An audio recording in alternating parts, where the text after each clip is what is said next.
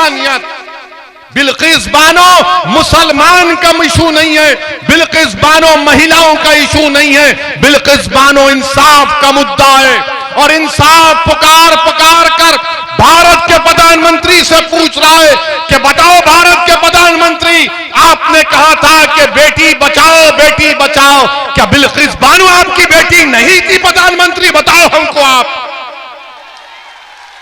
क्या बिल्किस बानो आपकी बेटी नहीं थी? भाजपा वालों, क्या बिल्किस बानो से जो बर्ताव किया गया, बताओ क्या जुल्म हुआ बिल्किस बानो पर? आज बिल्किस बानो अपने गांव को जाने से डरती है।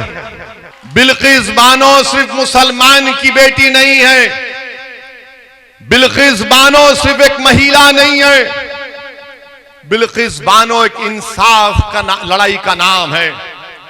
जिस महिला को जो 5 महीने की प्रेग्नेंट थी, बड़ी तादाद में मैं नौजवानों को देख रहा हूं, शायद नौजवान तुमको याद नहीं होगा बिल्किस बानो का वाकया।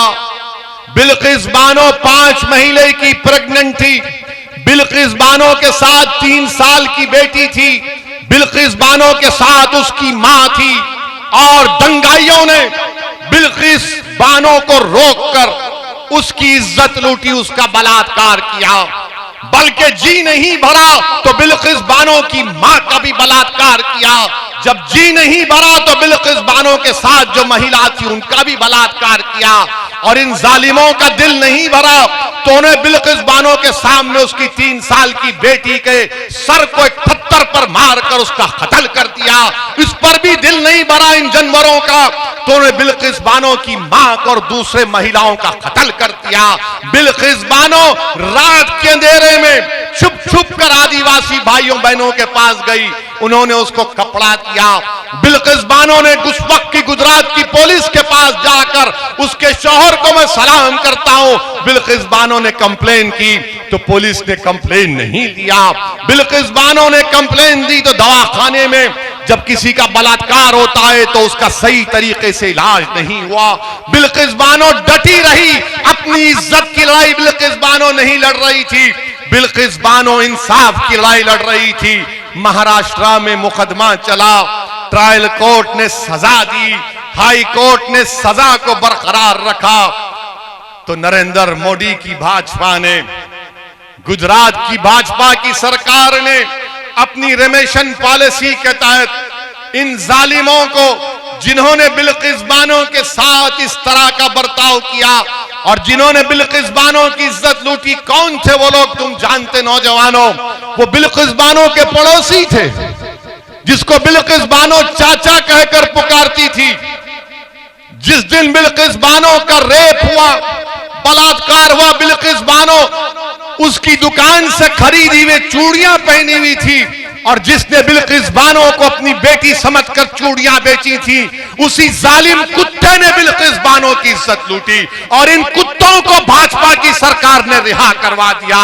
बताओ भाजपा की सरकार, आप ऐसे कुत्तों को छोड़ते हैं जो महिलाओं का बलात्कार करते हैं? कहां गई आपकी इंसानियत? कहां गई आपकी इंसानियत? बिल्किस बानो मुसलमान का इशू नहीं है, बिल्किस बानो महिलाओं का इशू नहीं है, बिल्किस बानो इंसाफ का मुद्दा है। और इंसाफ पुकार पुकार कर भारत के प्रधानमंत्री से पूछ रहा है कि बताओ भारत के प्रधानमंत्री, आपने कहा था कि बेटी बचाओ बेटी बचाओ, क्या बिल्किस बानो आपकी बेटी नहीं थी? प्रधानमंत्री बताओ हमको आप, क्या बिल्किस बानो आपकी बेटी नहीं थी? भाजपा वालों, क्या बिल्किस बानो से जो बर्ताव किया गया, बताओ क्या जुल्म हुआ बिल्किस बानो पर? आज बिल्किस बानो अपने गांव को जाने से डरती है, बिल्किस बानो अपने गांव को जाने से डरती है। और क्या कांग्रेस ने बिल्किस बानो का नाम लिया? तुमने सुना कांग्रेस के नेताओं की जबान से बिल्किस बानो का नाम? किसी और को झाड़ू वाले ने नाम लिया, बिल्किस बानो का नहीं लेंगे। क्यों नहीं लेंगे? क्योंकि इनको मालूम ये लोग कुछ भी हो जाओ गुलाम है, हमको वोट डालेंगे। मैं तुमसे अपील कर रहा हूं कि तुम सिवाय अल्लाह के किसी के गुलाम नहीं हो, तुम किसी के गुलाम नहीं हो। मेरे अजीज दोस्तों और बुजुर्गों, ये बिल्किस बानो से ऐसा किया गया।